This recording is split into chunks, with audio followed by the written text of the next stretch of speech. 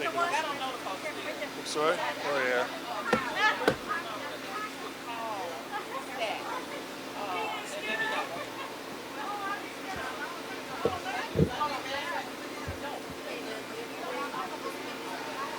Pin this on.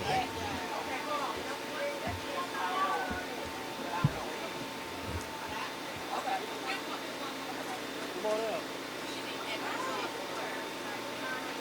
There he goes. All right, we can see he's still setting up there. He will be speaking at any moment, but we know that a lot of people in Memphis are without power. Here is a look at the MLGW power outage map. This is all of Shelby County, really. We're seeing over 35,000 customers still without power after Saturday's Bo Echo storm. So that's a couple days now going on where a lot of people in the area, in our area, still are without power tonight. Bo Echo is a line of thunderstorms that curves outward on radar, which is a line of strong straight line winds, sometimes producing tornadoes, but we know those winds are what really had an impact here. Our reporters have been out talking to people who are still without power, particularly in the Hickory Hill area where huge trees were on power lines, and they're still working through that. All right, we're going to go ahead and listen to Doug McGowan here with an update. Okay, all the media ready? Trying to find some shade over there. I see you. All right, hey, we're getting ready to do a press.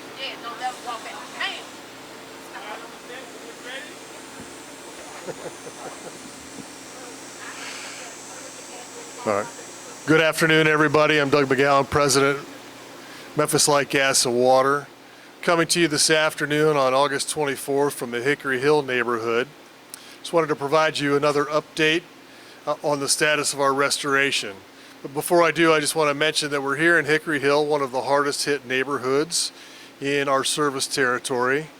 We have rolled out our EPIC vehicle, the Emergency Preparedness Information Center. This is the first opportunity we've had to use this in an actual storm restoration emergency. We've brought it here as a resource and a tool to provide information to customers who have questions about the status of their information, and to provide them additional resources like the ability to charge phones, get a drink of water, and otherwise have their questions answered.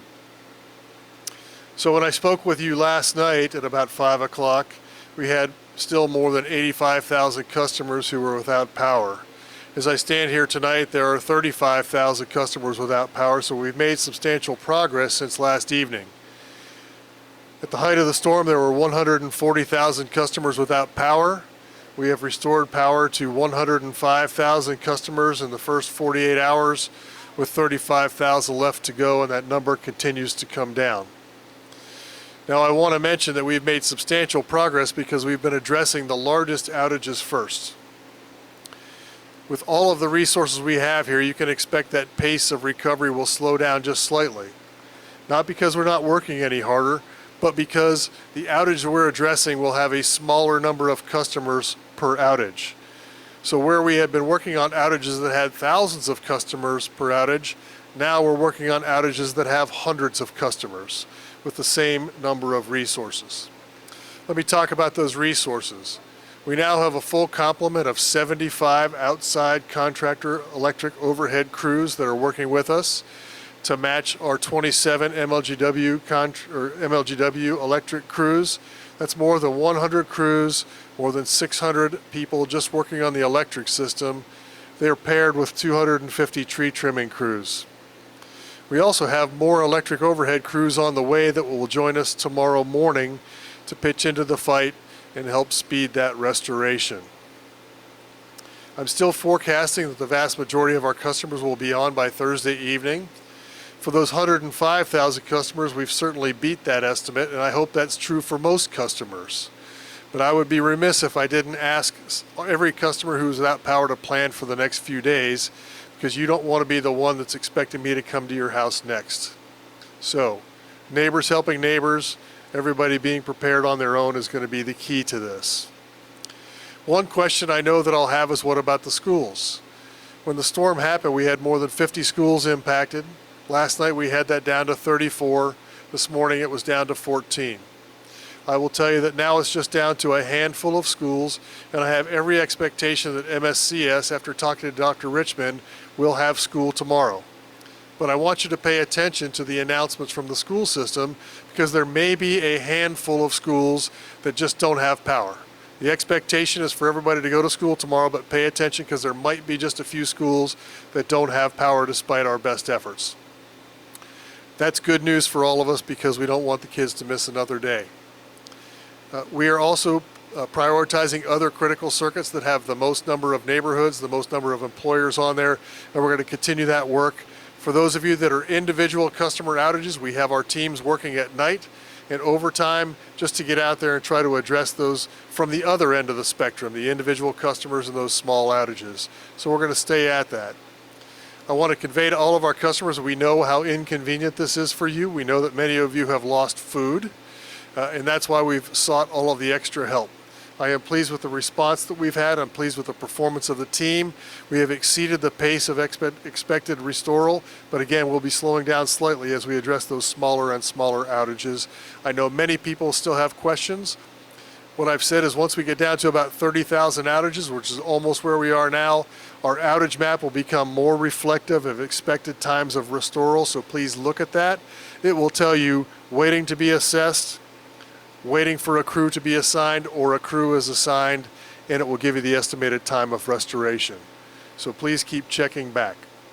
If you have a question and you're unsure, please call our outage line or our emergency response line at 544-6, I'll have to get the number again, 544-6500, excuse me, 544-6500 if you have a question. So with that, I'll stop the update for tonight and take any questions that our media partners may have. Yes, Katie, go ahead.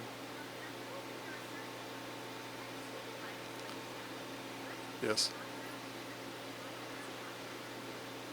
Yeah, so the storm concentrated in the south and southeastern part of Memphis and Shelby County. That's just how it formed up. I will tell you that I am very pleased that we invested so much in improving our grid and trimming trees. We would have had 200,000 customers out instead of 140 if we didn't do that. There was no special treatment of any particular neighborhood except what the storm decided to do. This was a physical impact of wind on power lines and poles and trees. Depending on how those power lines were oriented, if they were perpendicular to the wind, they got impacted heavily. If they were parallel to the wind, not as much. If you had an entire tree come down that was in the wind, that's what caused the outage. So we are taking it as Mother Nature presented it to us, and we have our resources laid out. It's hard to see here, but we do have a map if the media would like to take a picture after this. We have the outage map, and then we'll flip over to a map that shows where all of the outages are, where all of the MLGW crews are, and where the contracted crews are assigned, so that people can see that the crews are in the field and where they are arrayed relative to where they live. So thank you for the question. Anybody else? Yes, ma'am.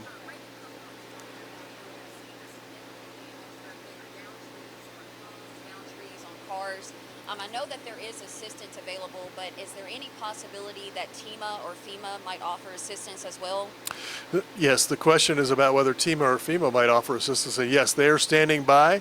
They are in communication with the Shelby County Office of Emergency Preparedness and Homeland Security, as well as Memphis Office of Emergency Management, and they are offering their assistance should we need it. There are a lot of contractors that the city of Memphis has under contract to remove trees that are in the street. Now, it's a good question because if a tree is on a power line, MLGW and our crews will handle it. If the tree is just simply across the street and not touching power lines, the city of Memphis will take care of that. Today, I think they have sufficient resources to address that, but TEMA and FEMA are supportive. Yes, ma'am. So you said that Hickory Hill, this area, was one of the hardest hit areas. How is power restoration looking here in this area? It's looking good. We have, despite the fact that we're 48 hours in and we still have some outages here, it has improved significantly since the beginning of the storm. And we have crews assigned to every major outage in the Hickory Hill area. So they are working. I want you to know that the crews started at about 6 or depending on the crew at 6 in the morning or 7 in the morning. They will work 16 hours until 10 or 11 o'clock tonight. They will be relieved by some overnight crews, and then they'll be right back at it at 6 or 7 in the morning after they've had their period of rest. So the work is not going to stop, but we have the majority of people working during the daylight hours to get as much progress as we can, but we have to do it safely, so the crews have to take a break at some point to get a little rest and then come back re-energized in the morning. That doesn't mean nothing's happening overnight, because there's plenty of folks out there working overnight. Yes, sir. I was wondering if you had a number of stoplights that were out. I do not have the number of traffic signals. I can get that from city engineering, and I can ask for that update. So what happens is, if there is a power outage there, the city engineers do have some generators that they can hook up. They have some that are on that can be backup powered with a generator. We know that there is a number of those, and we ask everybody to treat that with a 4-way stop. One thing I would also mention, and thank you for bringing that up, there are still hazards in the neighborhood. There are trees that are leaning. There are some wires that are down. Now, some of those may be communication wires, some may be power lines. I ask that you treat them all as if they are hot, and keep your children and pets away until we can get out there and clear them up, because that's the number one hazard. As our teams are doing the work, please give them room to do that. I know you want to talk to them and ask them questions. Please direct those questions to us so they can do their work. Yes, sir. Yeah, that's a great, thank you for asking. We are not doing any disconnections for customers during this period of time. Number one, it's hot, and we typically wouldn't be doing that. But number two, when we have outages, we're certainly not going to disconnect. Quite frankly, all of our customer service agents who might be involved in that are actively involved in restoring customers' power. So it won't be until after we are well clear of this, and we will make plenty of announcement about when we anticipate restoring the resuming cutoffs. I don't anticipate that's until next week sometime. Yes, ma'am. So I'm going to go back to the schools. I know you said that just a handful of schools are Yes. still without power, but we're expecting to be back in school tomorrow. So how will that work with the schools that are still without power? Yeah, sure. So it would be a case-by-case basis with the schools. So as I said, we had 50 schools, then 34, then 14. We're down to about 9 right now. And of those 9, I believe that we will get about half of those on tonight as our crews continue to work. So we're talking literally about a handful of schools. That will be announced by either the school district or the individual school, if it's an individual school, and they'll let the parents know what their plan should be for the following day. So please pay attention to your child's school for further directions. Any other questions? Yes, Katie. Yes. I know y'all made a big push for tree trimming in 2023, and that clearly paid off in the years to follow. Yes. Have you been trimming those trees on a rolling basis, or was it like just in 2024? No, that's a great question. So the question was, in case people didn't hear, was about the tree trimming cycle. You've heard me say before that we were way behind. We hadn't met our goal in a number of years. That all changed in 2023 when we put a very aggressive plan together to trim trees and get back on. We're supposed to be on a 3-year cycle. Every 3 years, we cut every overhead tree on our 4,500 miles of lines. I'm pleased to report that we met that 3-year goal in 2 years and 3 months, and then we began immediately over again, starting that next 3-year cycle. As of today, we are exactly on our 3-year cycle, cutting 1/3 of the trees every year, and we will maintain that to this point going forward. It has made a significant difference. We are at an 8-year all-time high for our reliability and continuing to get better. Storms like this are unusual. This is our 7th largest storm in our history. And so, but overall, I think everybody has been feeling the benefit of having much improved reliability. When we have small pop-up thunderstorms and lighter winds, we just haven't had the outages that we've had before in the past. So it's working. The investments in our system are working. This is Mother Nature at its worst. It wasn't forecasted by anybody. Even the weathermen that I talked to this morning said, we thought just some thunderstorms with some gusty winds of 35 miles an hour. Nobody thought of bow echo with 80 to 100 mile an hour winds. So we can't control that. Everything that's within our control is what we're doing today. I can get crews here, I can get tree trimmers here, I can have all of you get the word out to customers, and I thank everybody for doing their part to keep our customers informed. Last question. Yes, sir. There's a place residents can find updated list of cooling centers or places to find refuge today. Say the last part, updated list of... Cooling centers and places they could find refuge. Oh, yes. I think that the city of Memphis has that on their website. I do know that during the week, normal business hours, all of the community centers are open, all of the libraries are open, and they represent a great place during the heat of the day to go. The city of Memphis will have on their website any extended hours for respite centers that are available. And obviously they have special instructions for unhoused that remains unchanged. They have specific locations for the unhoused. And so that information is with the city of Memphis. So again, I want to thank you all for coming out here. I want to thank you for being great partners and sharing information. I want our customers to know that help is on the way. We have not forgotten about you, and we will get to you. We're not going to stop working until we get your power back on. Thank you all for coming out, and we'll look forward to another update tomorrow. All right, that was MLGW President and CEO Doug McGowan, who is giving an update since Saturday's Bo Echo storm. At the peak of the storm, that he was going over the power outages. 145,000 customers were without power, and now here on this Monday evening, he has now updated that number to just over 35,000 customers. They were hitting the hardest hit areas first. He was just reporting out of Hickory Hill, which we had a reporter out there talking to people who were still without power tonight. And he's pretty pleased with the first 48 hours of this restoration effort, as he said that he had over 20 MLGW crews, electric crews, working with 250 tree trimming crews. And the tree trimming efforts here, he said, were very effective because over 200,000 customers would have been without power if they had not effectively been working on their tree trimming. Last point here that's very important.